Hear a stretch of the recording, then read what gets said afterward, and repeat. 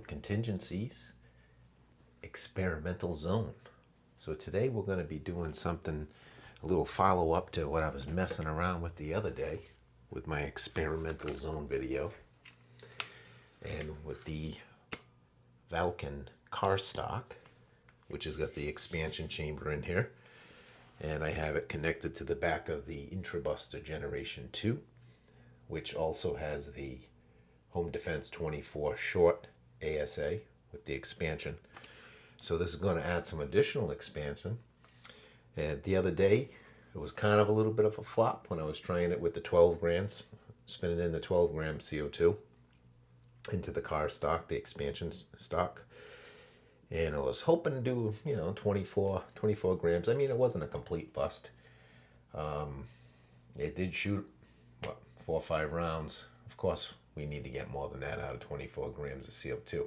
So for now, I kind of scratched that idea. Figured, let's put a bottle of 750, 800 PSI high pressure air. Let's hook that up and see what we get. See if we get any benefits or not. So again, kind of experimental, just playing around with some different ideas. Kind of wanted to put this car stock to use somewhere. So if this works out pretty good, maybe I'll be able to incorporate this into not only this marker, but maybe some of my other ones, my other markers as well that have the rear ASA. So we'll give it a try today. We'll see what we get. So what we're going to do first is we're going to air it up unloaded, and we will be shooting the, if we get that far, because we know this is experimental zone. So if we get that far, we're going to be shooting the 8 gram AR tactical Joules. Okay. What are those? The 685, I believe it is, for that ammunition. So we'll be trying that. They run really well in this new IntruBuster Gen 2. So we'll try that. And before I do, I did put a on and off on here, GOG on and off. Let's switch that to the off position. And we're going to spin on our 750, 800 bottle. And we'll see what we get out of it. All right. I did test fit this earlier today, and it didn't leak then, so with any luck, and it did activate the bolt, so with any luck, we're good there still. Let's give it a quick try again, just to make sure.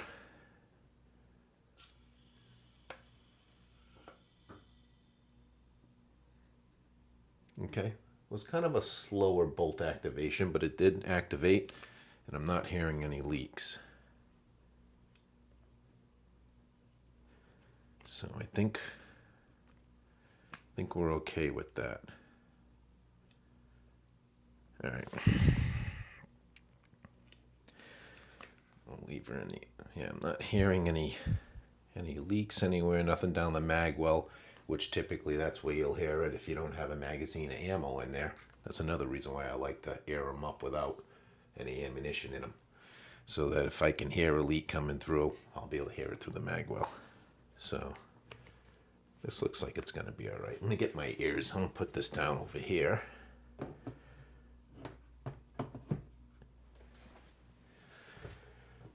And we'll put my ears in, and we'll see.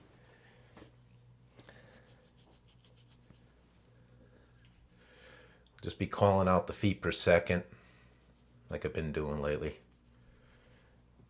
And we'll see what we get with the 8 gram, which is actually 8.28 consistently on these 8 gram Joules.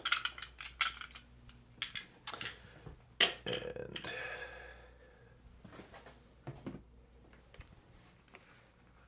okay.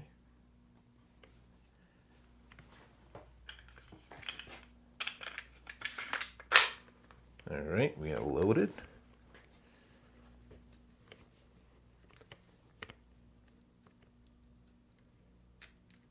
All right, shot 1.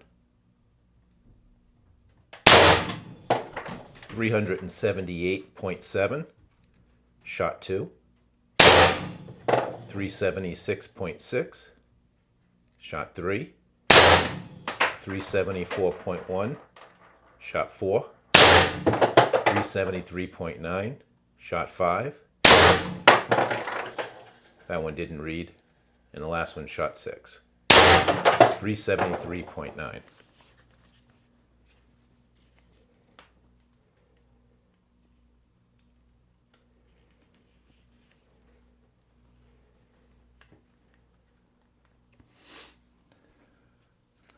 Well, that ran really strong, and that's off my soft bottle there, the 750-800.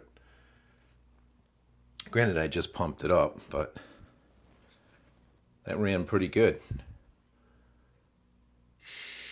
We'll put the feet per second in there. Of course, this bottle's hanging out here. It's a little big. I just wanted to test with the lower pressure, because the 750-800s, it's more comparable to what you would expect out of CO2. Unless you got a really hot day out there. Or you got a CO2 preheater. Which I know most of you don't have. So, yeah, that was a good little experimental test there with this car stock. I'm pretty happy with that test. Now, this gives me some other options as well. I mean, I could choose to run this tethered to one of my other bottles or to this bottle. You know, which might be another option, is to run it tethered. Obviously not in a home defense scenario, but if I'm at the range, out in the club, doing some plinking, you know, I could certainly do that. Matter of fact, I'm probably going to be doing that with my Castelli, with my X68 for sure. And because I ain't going to be swapping out bottles constantly. I'm going to want to get as much time on the downrange as I can with it, so...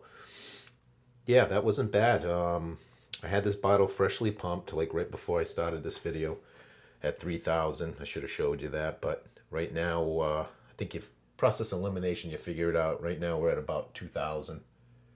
So this additional expansion, in addition to the expansion we already had here, but this additional car stock expansion, it's you know, as to be expected. It consumed quite a bit of the air volume here.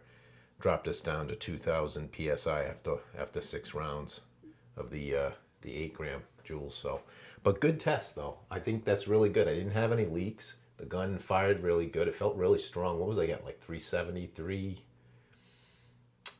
You know, I mean, I'll have to calculate what the Joules were, but good consistent numbers with it. No leaks. So this gives me some options. Like I said, I could use it with my 48 CI tank tethered. I don't know. I probably wouldn't run the on and off right now, just for testing purposes. I wanted the means to be able to control the air supply, you know, in case I had a leak or in case something started, you know, auto firing or something. But no auto fires, no shutter from the bolt. This does have the factory bolt reinstalled. At one point I did have my tuning spring in it, but it's got the factory back in there. So yeah, it's I think it was a success. So anyways, thanks for watching. We'll continue to build upon this and see what we can do here. Again, I probably take the on and off out and do something different. Yeah, probably just take that out and either run a tether line to it or a smaller bottle, something that's going to feel a little more comfortable under. So, all right, thanks for watching. Hopefully this has been an interesting episode of Experimental Zone. All right, thanks guys. Peace out.